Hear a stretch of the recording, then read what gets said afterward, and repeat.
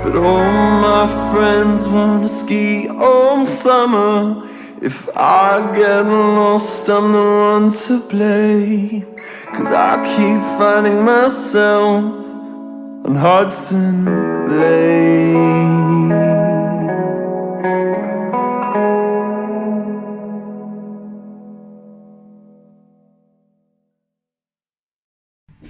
Assalamualaikum warahmatullahi wabarakatuh. Alhamdulillahirrabbilalamin. Wabihi nasta'in ala umuri dunya waddin. Wassalatu wassalamu ala asrofil anbiya'i wal mursalin Sayyidina Muhammadin wa ala alihi wa sahbihi ajma'in. Amma ba'du. Alhamdulillah, hari ini kita bertemu kembali di channel YouTube kita KUA Patra. Nah, hari ini saya kembali bersama Ibu Nurul Komariah Ibu Nurul Komariah sebagai penyuluh agama di KUA Patra, seperti itu. Nah, hari ini kami berdua akan membahas suatu problematika yang bisa dibilang seperti itu, yaitu banyaknya orang-orang yang menyalahkan sholat. Karena kenapa?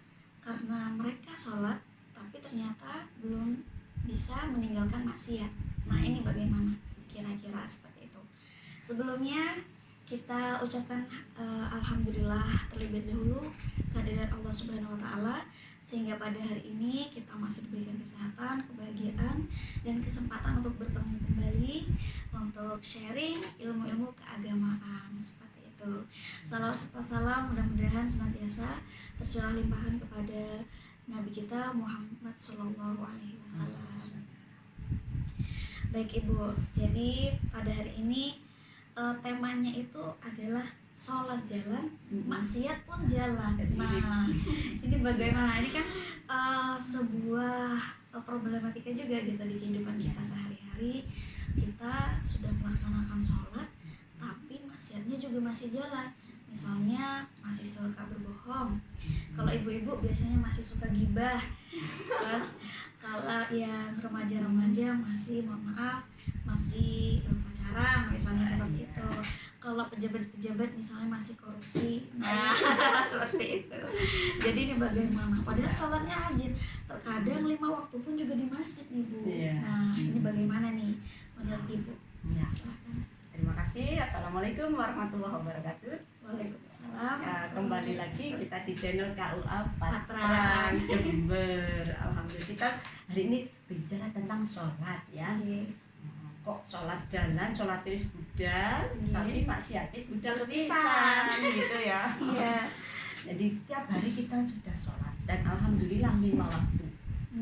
Bahkan ditambah sholat sunnah. Ya. Sholat rawatib, sholat rawatib, ya ada yang sampai tahajud juga. Bagaimana kok tetap maksiat ini ikut terus jalan terus. Nah, jadi kita harus meneliti tentang sholat kita, bagaimana sholat kita.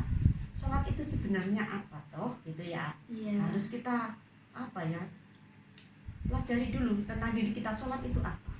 Sholat sesungguhnya adalah doa kepada Allah, menghadap kepada Allah Sang Pencipta yang punya kuasa luar biasa atas diri kita manusia ini. Sholat itu kita saatnya berkomunikasi kepada Allah. Jadi tidak sembarangan kita menghadap Allah, kita menghadap manusia saja, misalnya kepada atasan kita, pejabat, ya, presiden dan sebagainya. Persiapan kita itu apa, gitu ya? Memakai baju yang mana? Sampai persiapannya, berbulan ya, harus baju yang bagaimana, tata keramanya ditoto, diatur. Nah, ini kita menghadap kepada Maliki Yaumiddin yang memiliki hari pembalasan. Maka kita pun harus mempersiapkan supaya menjadi manfaat sholat itu dapat, gitu ya. Jadi kita persiapkan dulu, kita menghadap Allah. Nah, kita biasanya didahului dengan tohara, kita bersuci. Nah, sudah bersuci saja.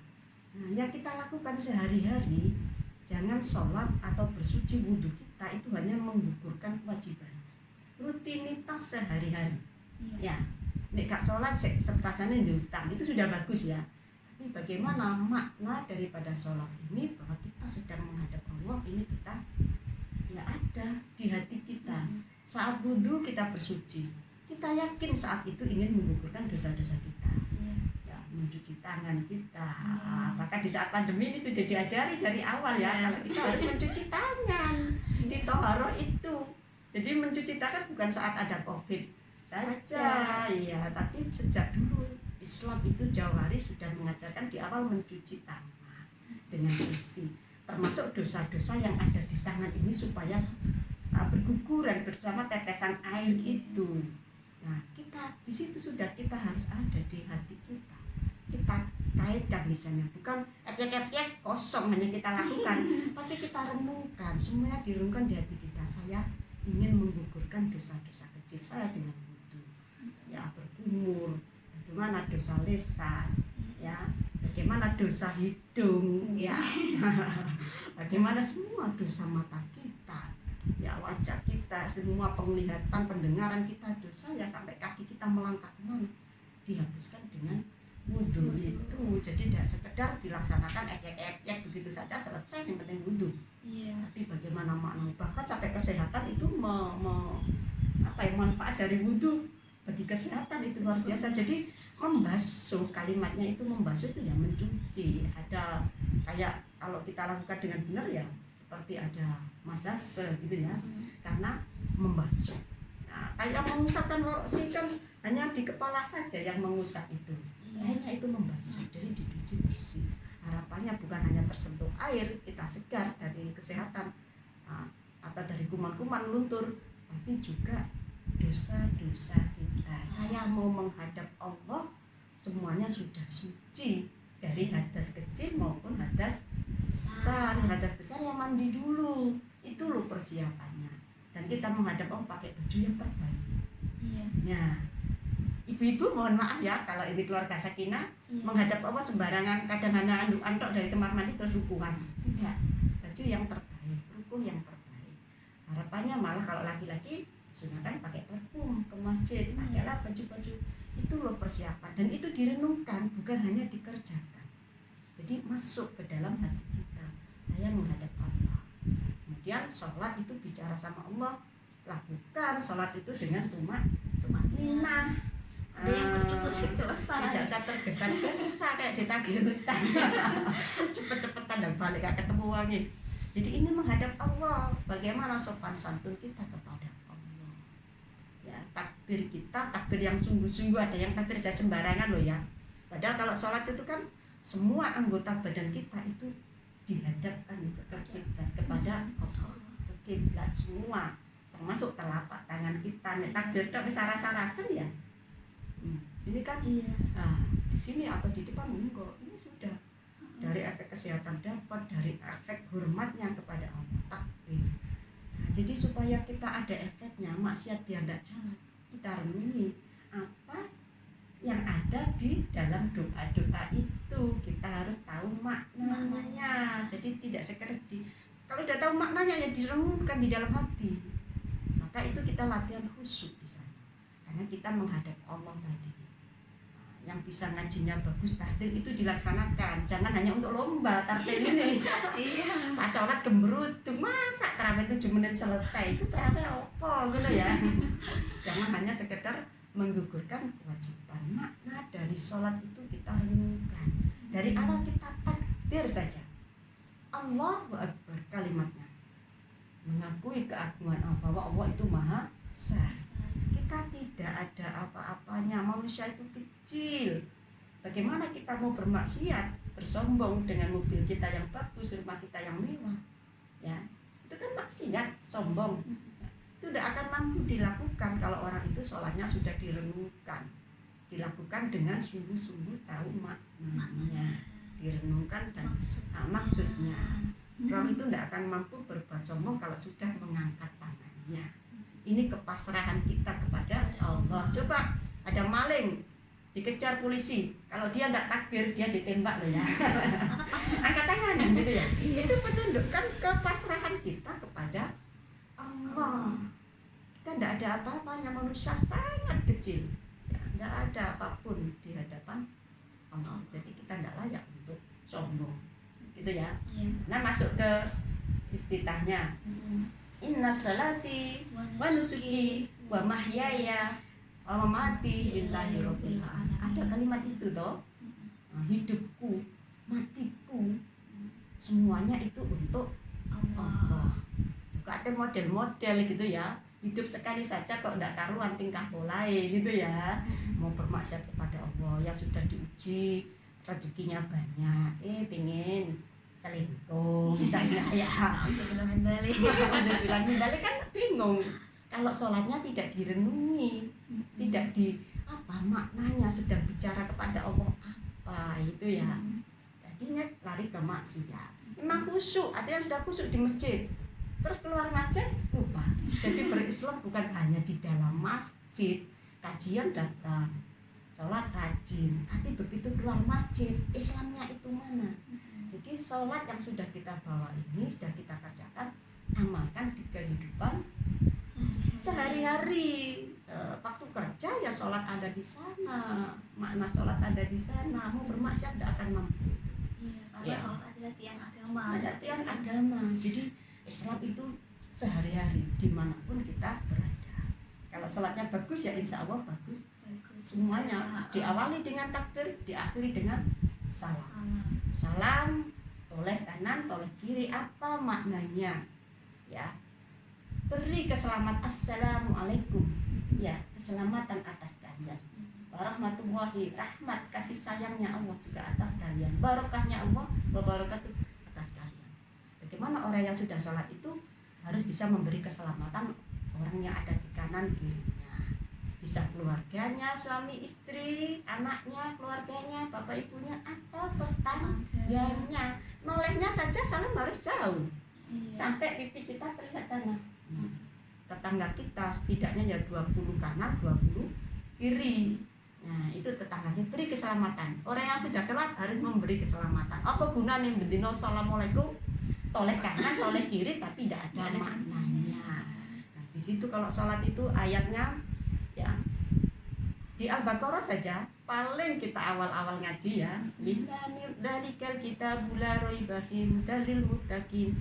Nah, tandanya mutakin di situ sudah dijelaskan. Alladzina yu'minuna bil ghaibi wa yuqimunas sholata wa mimma razaqnahum yunfiqun. Nah, di situ ada sholat, ada wa mimma razaqnahum yunfiqun, ada infak atas rezeki yang diberikan Allah kepada kita. Sholatnya ini kita menghadap Allah, hablum minallah, rozaknahum yunfikun, itu kepada sesama manusia. Di ayat sholat pasti di situ ada tentang aqimus sholah wa atuz zakah, semua diiringi itu. Oh iya, ya ini pemirsa channel KUA, hari ini momennya itu pas ya. Kalau sekarang ini kita masih puasa untuk mengeluarkan zakat. Jangan lupa Yang sudah sholat iringi dengan zakat. Jadi salah satu tanda cirinya sholatnya itu diterima Allah, dia mampu mengeluarkan infak ataupun zakat. Kalau sekarang momen ada zakat fitrah wajib ya, Bu ya. wajib per jiwa. Baru lahir per jiwa pun bayar minimal 2,5 kilo. Kalau bisa dilebihi karena takaran orang Arab itu lebih besar. Kamu 3 kilo atau 2,67an itu lebih bagus lagi. Jok ngepres. Pas nanti kurang. Terus yang diberikan zakat fitrahnya berasnya juga yang seperti kita makan. Jangan yang dibuat zakat di toko nasi murah. Kalau bisa lebih bagus ya, lebih Bu. bagus yang tadi kita makan sehari-hari. Zakatnya zakat mal. Oh iya, jangan lupa juga. Jangan lupa juga. Zakat mal ketika sudah melebihi nisab. Lebih 1 nisab. Rozaqnahum, kami beri rezeki mereka, yunfikuna, mereka menafkahkan. Jadi sebagai rasa syukur kita, ya, kita keluarkan zakat kita. Jadi pemirsa channel KUA, monggo yang belum bersiap-siap segera dikeluarkan. Karena sudah tinggal beberapa hari. Lagi. Nanti zakat fitrahnya melebihi sholat. Ya sudah jadi sedekah bukan zakat lagi. Itu ya. Jadi sholat itu mencegah perbuatan keji dan munkar. Di Al-Ankabut 45. Innas sholata tanha anil fahsya'i wal munkar. Di sholat itu mencegah perbuatan keji dan mungkar. Nah tadi kalau maksiat jalan berarti sholatnya yang belum Betul, belum benar. betul, Belum dimaknai belum secara dimaknai benar. secara benar. Kadang malah nggak ngerti artinya ya. Jadi karena ini berdialog, berbicara kepada Allah, setidak-tidaknya itu kita di sholat ini tahu Artinya paham. Masa sih, mari kita belajar, sudah berumur sekian, sholat berapa tahun, tapi nggak ngerti apa yang dimaksud. Iya. Bahkan suratul Fatihah nggak tahu artinya. Nggak tahu artinya. Ini kan eman sekali, supaya dari tahun ke tahun ada perbaikan keislaman kita.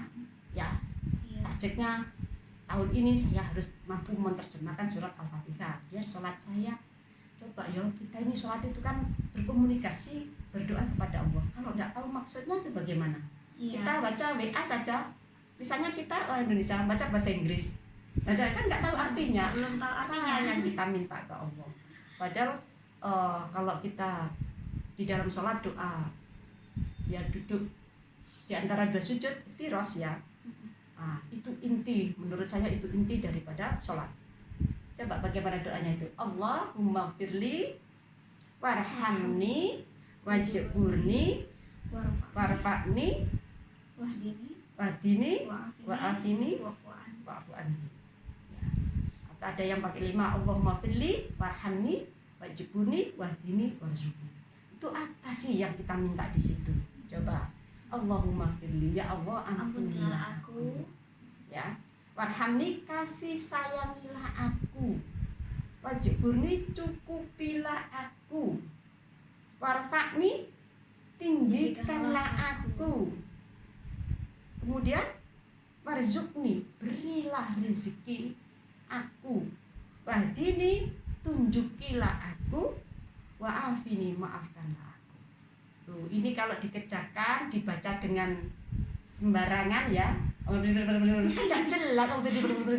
Jadi ngomongnya kepada Allah ya yang sopan. Tadi saya bilang ya, mohon maaf saya sampaikan tadi, kalau cepat saja ditonton, nanti kamu ngomongnya begini, di briefing dulu loh, itu mau menghadap ya, tidak langsung ngomong, di briefing sama. Ini ya banyak kata hal ini briefingnya. Yang di briefing harus kamu nanti harus begini. Kalau tidak ditanya jangan ngomong, jangan menyela-nyelai pembicaraan beliaunya. Loh, kita ini menghadap Allah, harusnya di briefing juga yang menciptakan kita, yang memberi kita nafas. Yang jari-jari ini bisa ngetik WA, ngetik HP. Ya, jadi ngomongnya juga harus pelan-pelan supaya kita doa itu dikabulkan oleh Allah. Coba ya Allah minta diampuni. Kalau kita sudah diampuni Allahumma firli, maka kita hapus dosa. Kita dipersilakan masuk surga. Warhamni, kasih sayangilah. Ya, kita dikasih sayangi Allah itu kan enak ya. Suami istri berkasih sayang saja nikmat sekali. Apalagi Allah yang memberi kasih sayang. Coba dihentikan sejenak saja nafas kita. Ya, bukan dihentikan, dilambatkan ya. Yang sudah karena sakit jantung, sakit apa, paru, sesek, dilambatkan, itu sesek, tidak enak rasanya. Maka kita sudah bayar tabung oksigen. Kita tiap hari gratis oksigen. Ya. Maka kita kasih sayang dari Allah. Kita dikasih sayangi, minta dikasih sayangi. Wajburni, cukupilah aku. Ya. Coba siapa yang tidak ingin hidup ini cukup. Nah, tidak usah kaya, tidak apa-apa, cukup untuk naik haji, cukup beli mobil, cukup ya beli rumah, cukup nyekolahkan anak, kan enak itu ya. Ya, itu minta kita ke Allah. Warfa'ni, tinggikanlah aku. Coba ada derajatnya, ada yang manusia ingin dihinakan orang lain, tidak. Semuanya ingin ditinggikan derajatnya, mulia di hadapan sesama manusia. Itu kita minta sama Allah, jangan sampai terjatuh kepada kita itu nista. Misalnya perbuatan minta-minta, direndahkan orang, dihina orang, maka kita minta dimuliakan. Ya, kemarin pejabat tinggi jadi koruptor, dihinakan Allah, masuk penjara, dicibirkan semua orang, itu kita minta ditinggikan di dalam sholat. Ya, warzuqni, berilah rezeki aku. Ya, tiap hari rezeki itu udah harus uang loh Bu Ami ya. Iya, Rezeki itu udah mesti uang. kita bisa melihat, bernafas, semuanya ada pada diri kita itu wajib disyukuri. Itu adalah rezeki. Rezeki. Kita kadang mata duitan. Rezekiku duit aja. Sehat ini juga rezeki. Rezeki yang paling mahal, Yang paling mahal Iya. malah. Betul. Kita punya apa ini? Ginjal. Yang ujung kan ginjal, 2 ginjal Bu. Itu saja berapa? Organ tubuh kita itu harganya sangat mahal ya. Jadi kalau kita mau merenungkan berapa harganya organ tubuh kita itu Iya. dari Allah. Jadi rezeki tidak harus uang. Jadi organ tubuh kita sudah mahal, kalau diuangkan juga banyak. Tapi kita sering lupa bersyukur kepada Allah. Jadi syukurnya itu kalau dapat uang saja gitu ya, agak laris dan sebagainya. Salah kaprah Bu, kalau rezeki itu pasti uang gitu. Ya, warzuqni tadi ya, minta kepada Allah di sholat kita, warzuqni, diberi rezeki oleh Allah. Tadi termasuk organ tubuh. Wa in ta'uduli nikmatallahi la tuhsuha. Jika kamu ingin menghitung nikmatnya Allah, tidak akan mampu menghitungnya karena saking banyaknya. Yang masih sholat, aku sholat kok tapi hidupku begini saja, itu kurang mensyukuri. Lihat dirimu tuh mahal sekali, organ tubuh kita itu mahal sekali ya. Ada orang, mohon maaf ya, organ tubuh tidak boleh dijual, tapi ada yang menjual. Itu 1 ginjal, kita punya 2, dijual 1 itu sudah mahal sekali, ratusan juta. Tapi kan kita tidak boleh, haram hukumnya jual beli organ tubuh, termasuk pemerintah juga melarang. Jadi warzuqni, berilah rezeki padaku. Rumah tangga tentram itu pun rezeki. Anak-anak yang solihah itu rezeki. Jadi mudah diarahkan, disuruh sholat mudah, suruh ngaji mudah, itu rezeki. Jadi rezeki tidak harus uang. Nah itu sungguh-sungguh kita minta di dalam sholat kita itu duduk iftirosi itu ya. Itu tentang rezeki. Ya, kalau mau dikaji lagi luar biasa banyaknya rezeki itu. Jadi kita itu sesungguhnya kaya, kesehatan itu kaya sekali. Dengan kita sehat kita bisa berusaha di lainnya, termasuk mencari uang itu, mencari nafkah, cari rezeki itu tadi. Kemudian Mbak Dini belum selesai. Mbak Dini, tunjukilah aku. Di dalam sholat kita itu minta diberi petunjuk Allah. Di Al-Fatihah pun ada ihdinas siratal mustaqim, tunjuki jalan yang lurus. Di sini diulang, wah Dini, tunjukilah aku. Maka kita sudah minta setiap hari di Al-Fatihah dibaca 17 kali ihdinas siratal mustaqim. Mosok jadi kita mau serong jalan, mau berlaku yang maksiat, yang sudah sholat, sudah balik remaja, mosok mau pacaran. Padahal kan di sholat minta petunjuk.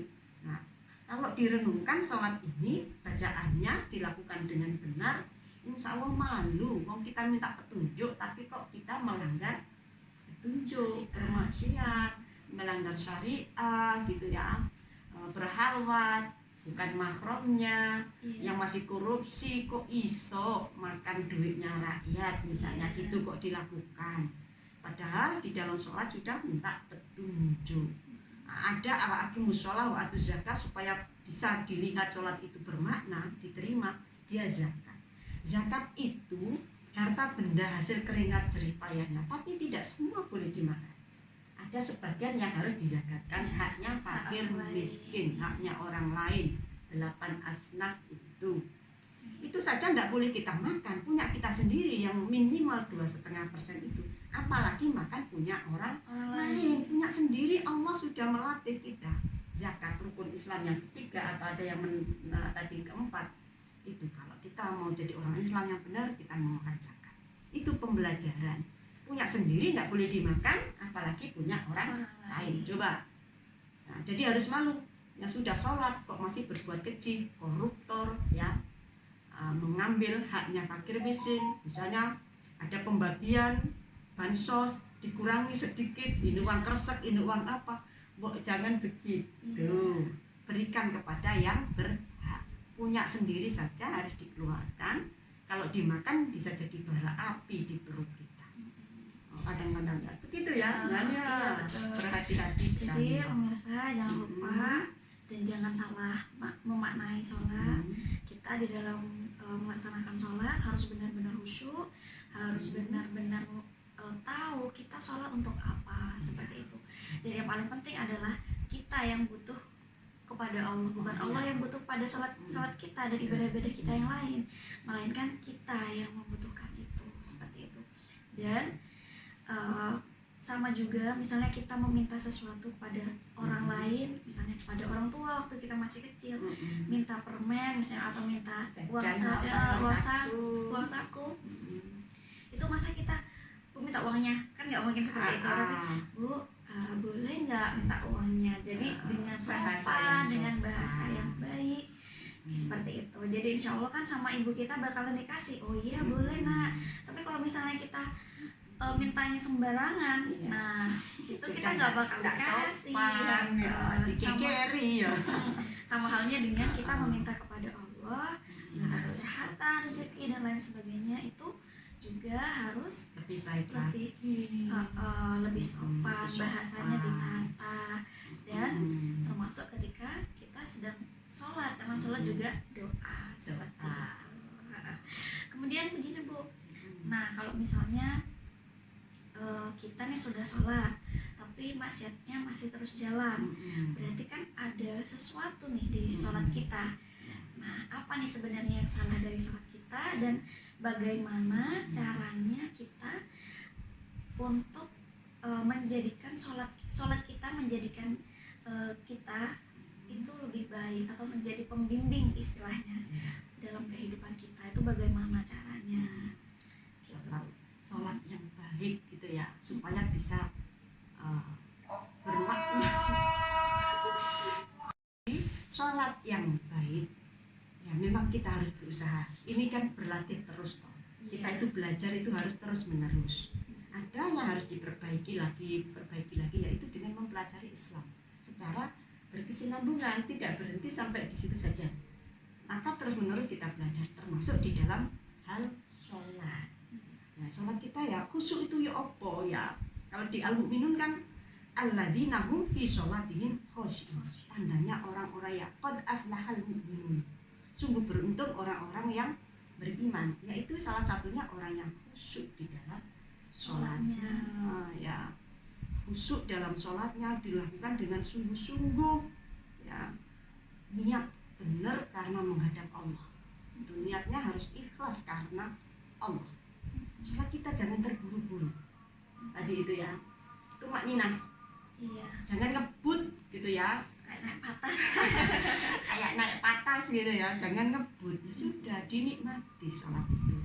Dan hal-hal di luar sholat itu kita lupakan sejenak.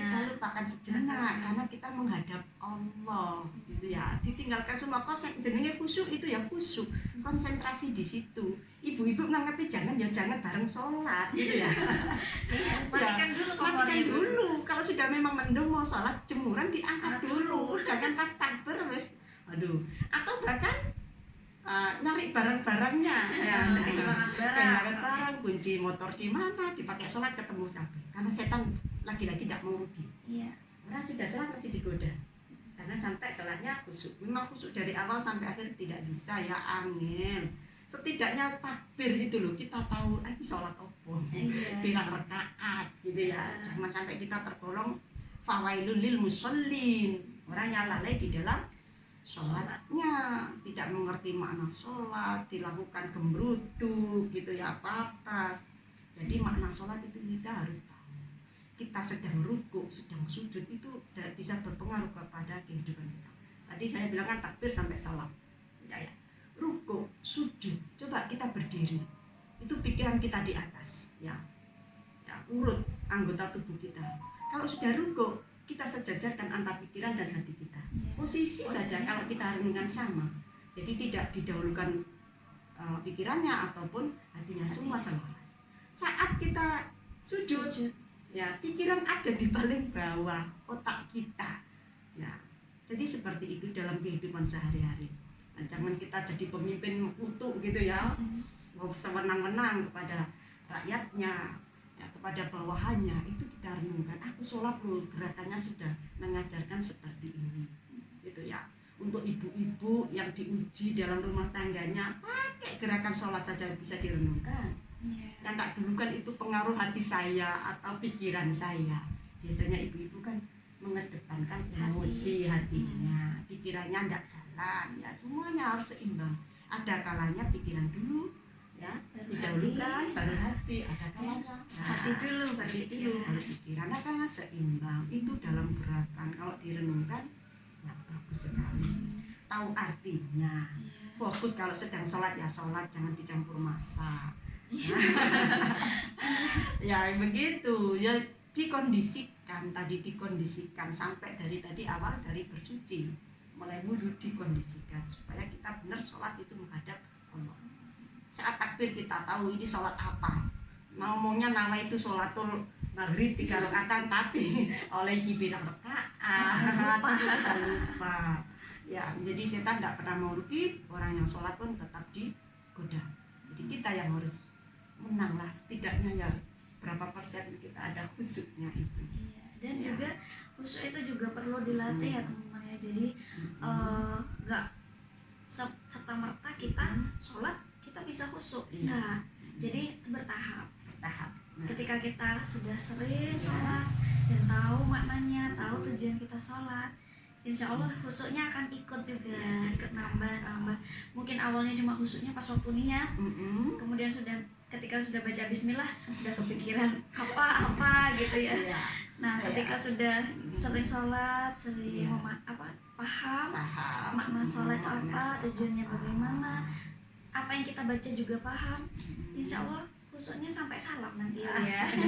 Mudah-mudahan seperti itu. Tapi memang sangat sulit dan tidak semua orang bisa satu pelaksanaan sholat penuh itu khusyuk itu jarang ya, Bu, ya. sekali, angel sekali. Angel Sampai memang. sahabat pun demikian. Iya. Yang mau sholat Ali, kamu nanti tak kasih baju. Mikir habis salam baju warna ini gitu ya. Iya. Itu pun sudah memang angel sekali, tapi kita berusaha. Iya, berusaha. Maknanya Terus itu ya, belajar. benar maknanya. Artinya apa sih Al-Fatihah? Ya tadi ruku artinya apa? Itu komunikasi kepada Allah. Ya. Ampunan, mohon ampun. Banyak sekali mohonan. Sampai setelah salah pun yang dibaca astagfirullahaladzim. Mohon ampun kepada Allah. Bahwa kita itu tidak luput dari dosa. Jadi mudah-mudahan ya sholat ini kita renungkan supaya bermakna dalam kehidupan sehari-hari. Kalau sudah sholat tapi tetap bermaksiat ya dia hanya dapat gerakan capek ya, Iya. gerak rukuk sujud itu capek tapi dia tidak dapat apa-apa dari yang dia Hikmah dari sholat. kita Hikmah sholat dari itu kita tidak sholat dapat tidak seperti itu. dapat ya, karena mencegah perbuatan keji dan mungkar, tujuannya seperti itu. Tapi meskipun kita misalnya sudah melaksanakan sholat dan ternyata kita masih sangat susah untuk meninggalkan Ya. maksiat, jangan berputus asa. Jangan kita tetap sholat, jangan podo aja kalau nggak sholat. Nanti, Ini bahaya lagi. Daripada tetap sholat maksiat juga jalan, mendingan nggak usah sholat. Nah ini tambah salah. Tambah seperti salah. itu. Iya. Jadi kita tidak boleh tidak boleh berputus asa terhadap rahmat Allah, terhadap hidayah Allah.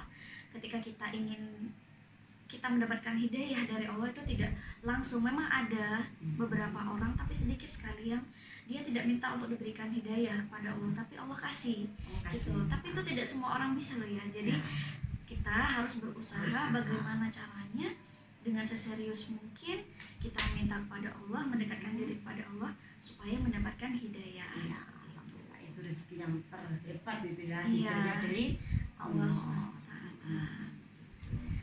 Baik teman-teman, jadi itu masalah problematika yang sering kita hadapi di kehidupan sehari-hari.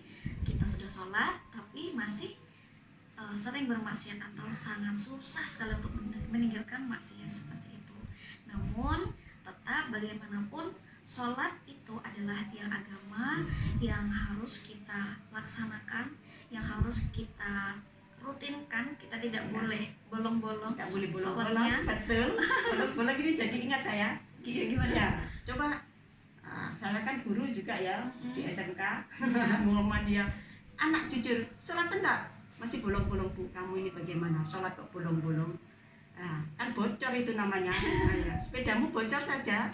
Apa bisa tepat waktu nyampe sekolah? Ya enggak bisa, apalagi sholatmu kalau sudah bolong-bolong. Kapan nyampe ke surga? Iya betul. Itu ya. Ini ke anak-anak muda gitu ya. Hari ini orang tua itu insya Allah sudah sholat. Terus bagaimana dengan anak keturunan kita? Iya. Nah, apalagi sampai sholat itu berjamaah di masjid, meningkatkan lagi, itu susah sekali ya. Iya. Bertebaran di alun-alun anak-anak, coba masuk ke masjid, berapa ada pemandangan yang sholat di sana? Itu anak-anak kita. Maka kita didik anak-anak kita dari kecil untuk sholat, sehingga menjadi ahli ibadah, Ahli sebenarnya ibadah. yang mencintai Al-Quran, mencintai sholat, puasa, sodako, dan lain sebagainya. Seperti itu. Bagi cukup ya? Iya, saya kira cukup untuk pembahasan sholat ini. Mudah-mudahan kita termasuk orang-orang yang tidak melalaikan sholat. Kita termasuk orang-orang yang tepat waktu. Ya. Kalau bisa ketika azan kita sudah berwudu gitu ya, Bu. Ya. Sebelum azan pun kita udah berwudu, itu bagus sekali. Bisa. Siapa? Nah, untuk yang laki-laki juga terutama lebih baik kita sholatnya di masjid. Kita mengisilah di masjid itu supaya masjid-masjid di sekitar kita makmur. Terutama juga untuk adik-adik para remaja, baik yang laki-laki ataupun perempuan. Yuk, jadi sekarang kan sudah masa-masa dimana elektronik itu Ya. sudah mempengaruhi banyak sekali kehidupan kita, sehingga kita lupa untuk sholat, untuk ngaji, karena kita sibuk dengan hal-hal yang sebenarnya tidak penting. Iya, seperti itu. Kita mencari ketenangan sebenarnya dengan lihat TikTok misalnya atau Instagram, Facebook. Tapi ketika kita sudah berhenti, sudah tidak melihat itu, apakah tenang hati kita? Kan tidak. Nah, kita sebenarnya salah bahwa ketika kita mencari ketenangan bukan di sana tempatnya, gitu ya Bu ya. Seharusnya kita mencari ketenangan dengan mendekatkan diri kepada Allah, terutama sholat itu. Iya, datang ke rumah Allah seperti itu. Baik, itu saja dari kami. Mudah-mudahan bermanfaat. Jangan lupa untuk like, share, komen, dan juga pencet tombol subscribe-nya supaya ketika ada video-video kita itu langsung muncul di HP kita, seperti ya Bu ya. Langsung. Iya. Terima kasih untuk teman-teman semuanya. Mohon maaf dari kami atas segala kekurangan dalam video ini. Namun kami akan terus berusaha dan mengupayakan untuk terus aktif gitu ya Bu ya, memberikan sedikit pencerahan, saling mengingatkan untuk diri kita juga, untuk orang lain juga, karena ilmu yang kita punya itu harus memberikan manfaat ke orang lain juga. Jadi seperti itu teman-teman. Baik, itu saja. Terima kasih. Kita bareng-bareng ya Bu ya. Ucapkan salam. Ya. Wassalamualaikum warahmatullahi wabarakatuh.